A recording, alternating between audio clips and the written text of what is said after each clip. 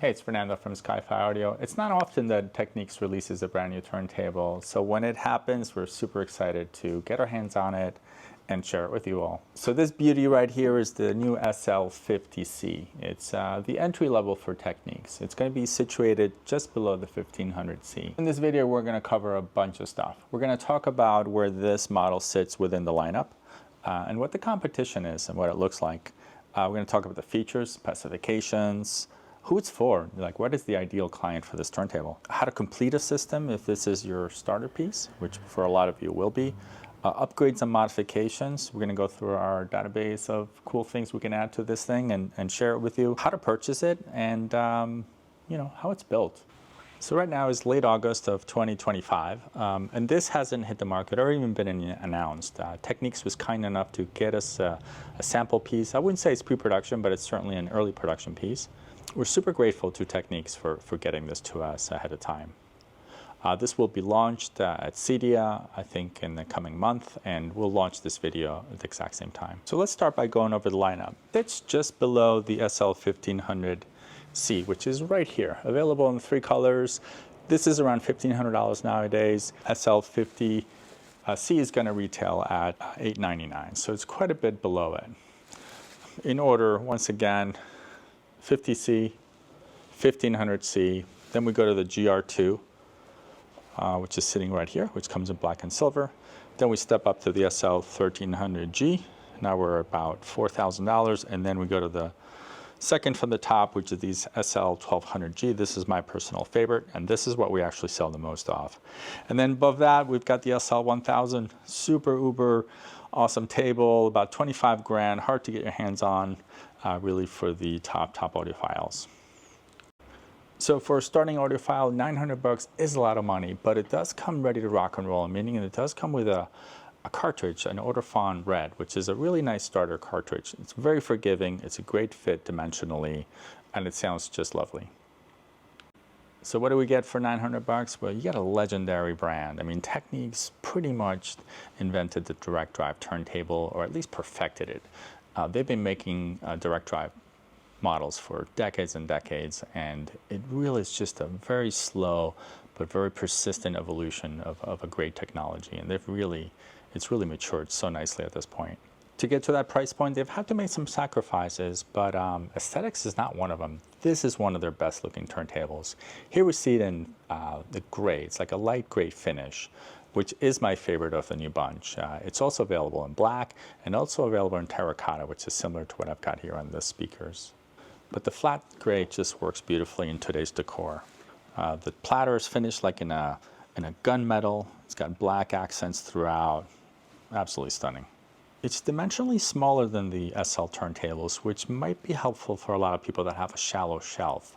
So dimensionally, it's about 17 inches wide by 6.6 high and 14 deep. The depth is particularly important because a lot of you have shelves or stands that really can't accommodate a full-size turntable, so this will be a refreshing dimension. Now with the platter removed, we can see that they're utilizing a direct drive coreless motor, just like they do in the MK7, which is their world-renowned DJ turntable. And it has the same specifications, which is a wound flutter of 0.025, which is ridiculously low.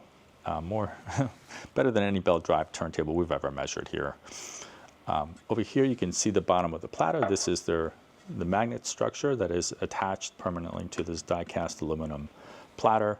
General features include a direct drive motor, the ability to play 78, 33, and 45 at the push a button, incredibly fast speed up time, we're talking about under a second, an entirely redesigned tonearm, including the legendary S-shape and the removable headshell. Now guys, this is a game changer. Removable headshells are absolutely a dream. They're easy to mount, easy to replace, easy to exchange.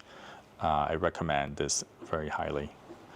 The arm's been redesigned. It's got a different set of bearings, typical Technics counterweight and anti-skate, which is super easy to set right here. And a lifter reminiscent of the lifter on the SL-1300 and the GR2. Feels just about the same. Now, not as silky smooth as the 1200G, but it's still very usable and very nice. And we still have, we've retained the ability to set the arm height, which is or at least the lifter height, which is right here. It's a little screw right about there. Now, what we did lose is the ability to set the VTA. There have to be some compromises to get to this price point, and that was one of them. This is a fixed height tonearm, which means that we're missing the big knob that is generally about here that lets us raise and lower the arm. But what I did notice in playing around with this is that they've set it to a really nice middle point. So we've been able to use just about every cartridge we like with this without having to alter it very much.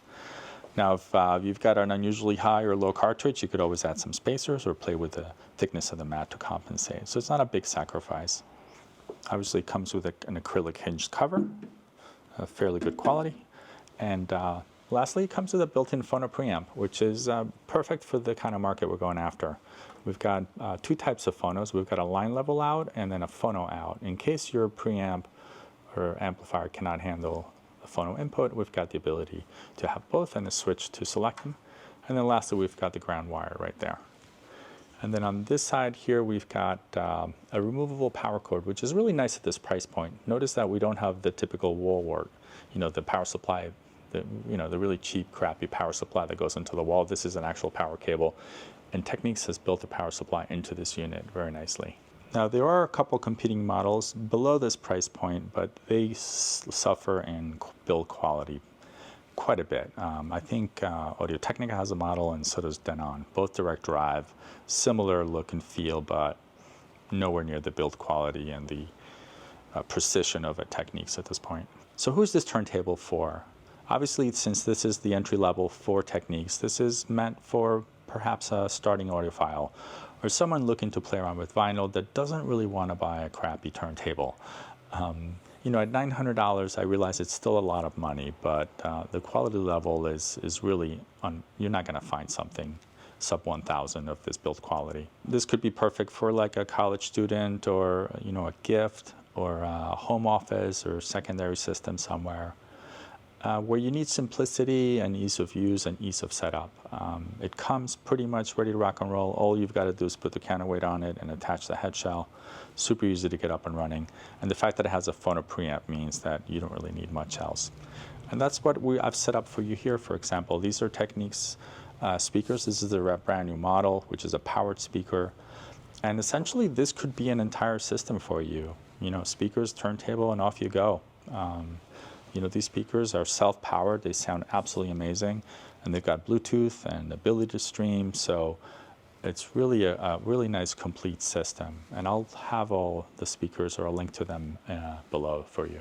Now, if you don't want an active speaker, if you want to build a component system, here we have their entry level for integrated amplifiers. This is one of our best sellers. It's a network amplifier, so it's got plenty of power for most speakers, and it's got a built-in streamer.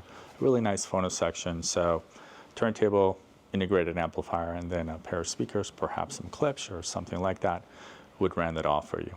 All right, so let's dive a little deeper into the technical aspects of the turntable, starting with the mat. On the literature, they were saying this is some sort of rubberized mat. It feels like felt with some sort of impregnated rubber. Pretty unique. I've never seen anything like this. So they've done away with the typical rubber mat from all the other models, I guess in an effort to manage costs. The platter is beautifully made. It looks to be a cast aluminum. They have taken the time to rib the inside so that we have the sort of rigidity that we're looking for in a platter. It weighs about 1.2 or 1.3 kilograms, so it's got some really nice weight to it. And it's finished in a really nice gunmetal. It's like an anodized finish, so very high quality. You can see the magnet structure right here is built right into it and attached sturdily. This is the magnet that interfaces with the motor. Putting that aside, here we can get a good look at the motor structure. Now this is the exact same motor that you will find in the MK7. So that's their DJ turntable. This is an incredible motor. Can't imagine how many generations before they got to this particular one. But specifically, this is a nine-coil 12-pole motor. Again, same as you would find in the SL-1500 and the SL-1200 MK7. And believe it or not, this gets a rotational accuracy of 0.025 for wall and flutter. Now, guys, We see a lot of turntables here at SkyFi Audio, and I've never seen a belt-driven turntable be able to perform at that level. Even some of the competitors' direct drives can't get to that. So 0.025 is ridiculous. And it's got a startup speed of 0.7 seconds. That tells you how precise and how powerful the motor is to be able to do that. Now, what does 9-coil mean? I'll put up a picture. You can see the copper windings that essentially interact with the magnet structure. And the more coil windings, the smoother it's going to be. Now, they go up to past 9 when they get to the SL-1000, but 9 is pretty ridiculous. I don't think any of the competitors' turntables have 9-coil windings. Now, the chassis itself seems to just be top and a bottom piece. They've had to forego all the extreme damping that comes in the other models to hit the price targets, but the finish is really exemplary. Looks like sort of a cast aluminum plinth where all the PC boards are attached to, and then we've got a plastic bottom and an evolution of the legendary Technics foot, which is some sort of polymer that is calibrated specifically for the weight of this turntable. And what I read in the white paper is that they actually set the resonant frequency. So pretty much every piece of every matter in this universe has a resonant frequency. That's essentially what would be a resonant frequency of an item. So they've tuned it to 12 hertz, which is below the auditory level, so that when this resonates as a mass, it's well below anything we can hear. What does that mean? For us, it means that it does an incredible job at absorbing vibration, whether it's in the air from the compression of the speakers or whether it's walking around the room. It's perfectly tuned for that. And that is the biggest offender of turntables, is really all the micro vibrations that make their way up through the turntable get picked up by the cartridge. The cartridge is essentially a microphone, right? So any sort of vibration that is in the system gets picked up and amplified, and then we hear it, and that's what leads to a crappy sound experience. Now, I've seen a picture of the inside of this unit, and one thing that is obvious right from the get-go is that they have separated the important bits. So the tonearm and the tonearm wiring is separate from the phono preamplifier, and which sits right about here. And then over here we have a motor drive controller, and then we've got the power supply section. So Technics has taken great care to isolate the sort of 3 different electronic boards. And the wire between them is minimized, and also to ensure that there's a low noise floor and no interference between them. And that's a huge contrast to most manufacturers. You know, in order to keep costs down, they would generally just create one PC board and put everything on it and just cross their fingers that there's no interference. Technics has gone through the expense of providing 3 separate PC boards. Now let's talk about the electronics controlling this sophisticated motor. That's the digital, motor control unit, and they've done some really neat things with it. First of all, it is calibrated for this specific turntable. So at the factory, once they connect it all together, they're sort of matched and adjusted to go with each other. And secondly, it is a digital drive controller. So they've gone away from the old, earlier SL models where they used analog signals to control motor speed. This is fully digital, which gives it incredible resolution and the ability to maintain a very accurate speed and provide the necessary feedback to do so. And here's a great slide illustrating the entire loopback system, or the feedback system, where we've got speed detection at the platter, which goes through a servo speed correction, and then it goes through an offset voltage calibration. This is what they do at the factory, and then it generates the sine wave, which drives the motor amp. So it's really a constant feedback loop. Okay, now I'm going to connect this up and show it to you in action. Get our input to phono. We get a blue light there, and then quick press. Now, it's important to know how quickly this starts up. So 1, 2, 3, go. They're claiming under 1 second, about 0.75 seconds before it locks into the 33. And the speed changes between 33 and 45 are almost immediate, like most SL turntables. And that speaks to the torque of the motor and the precision of the bearing. All right, so we cue this up.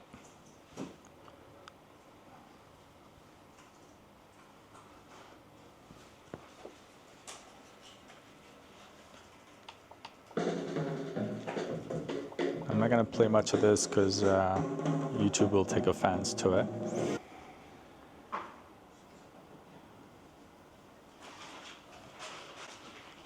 So pretty easy to cue up in the right spot and drop the needle gently. And then to turn it off, you've got to stop it first, and then you can hold the button down, and it'll blink until it's off. In terms of upgrades, I think the first thing I would tackle is this sort of felt mat. It is a nice quality, and for most people, this will be good enough. I did notice it does lay super flat, so even though it's fairly thin and not very heavy, it does in fact lay very nicely. But I'm a huge fan of the Technics mat, so if you can get your hands on one of the original, and you can order these from just about anywhere, but make sure you get an authentic Technics mat. The rubber is as supple as it gets. It's absolutely a dream. This one happens to have a SKU number RGS0008. This sits beautifully in there and well within this little lip that it has. So that's a really nice option. Now, if you want to kind of get a cooler looking mat, I'm a huge fan of this mat from Ortofon. This is a cork mat that has rubber impregnated at the bottom of it. It's got the great Ortofon logo. It'll go nicely with your cartridge. And check out how cool that looks. And this is available on our website to purchase. All right, the next thing on my list would be a phono cartridge, right? The Red is a wonderful all-purpose cartridge to get started on, but if you truly think about it, most of the quality of the music reproduction is going to come from the cartridge itself. So, yeah, you can't skimp on the cartridge. That's really the bottom line. And the Ortofon is a bit of an entry-level piece, so I would consider something reasonable. You know, to stay within the right price point is a moving coil cartridge. Now we've got here one from Sumiko. This is their bestseller. It's called the Sumiko Blue Point number 3, and it comes in two variations: a low output and a high output. The difference is that the low output will only work with the moving coil preamps, while the high output can be used with both the internal preamp that is built into the turntable and any moving magnet input on a preamp or an amplifier. I know it's a confusing concept, but if you're confused, just buy the Sumiko Blue Point number 3 high output. And same for Hana. Hana is another beautiful Japanese manufacturer. Here I've picked something also in the $500 range. This is the Hana EL.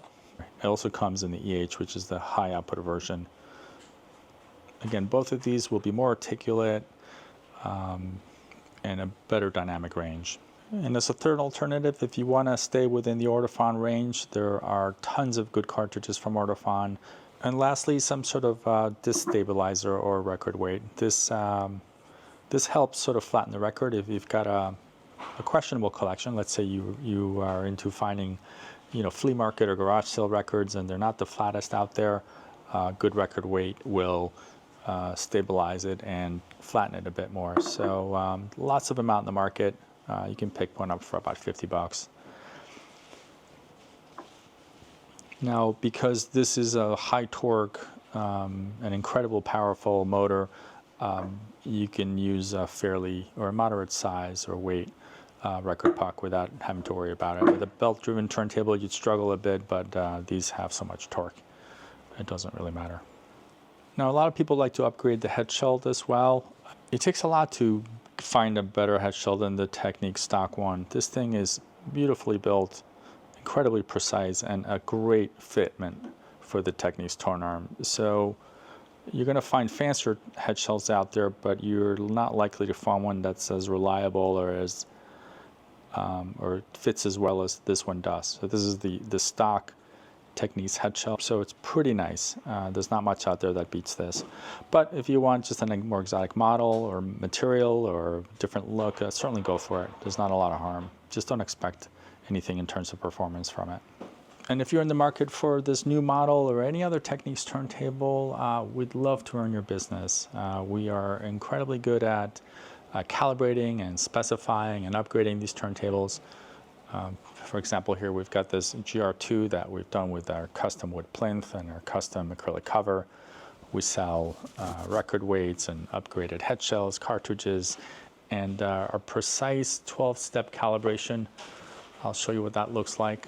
Now, this is not relevant for the new model, but if you have a higher-end Technics turntable, it can certainly benefit from a precise calibration. This is a service that we offer with our turntables. It's one in our pull-down menu for each model. It's a 12-step calibration. We use this custom-designed rig to go through essentially a 12-step process. Here we've got just the tools that are needed. We've got all the test records. We've got equipment to measure and catalog and diagnose just about every step of the process. And then you receive a documentation set from us with all the steps recorded and documented for. So in conclusion, at $900, this is going to be a tough act to follow and very difficult to beat. You get a direct drive motor, you get a legendary tonearm design, beautiful construction, the fit and finish is superb. The accessories, the built-in phono, the attention to detail, and the circuit board layout. This is going to be a home run for Technics, and I've really enjoyed making this video for you. Now, if you're in the market, please consider SkyFi Audio at skyfiaudio.com. We've got hundreds of pieces here for you to see. If you want to visit, we're in Glen Rock, New Jersey. I am Fernando at extension 101, so our phone number 201-879-0000, extension 101. You can call me if you want to talk about Technics or Macintosh or any of the brands we carry. And on our website, you're going to find an absolute huge array of equipment, both new and used, from Technics, Macintosh, Klipsch, etc. So thanks for watching. I appreciate your time.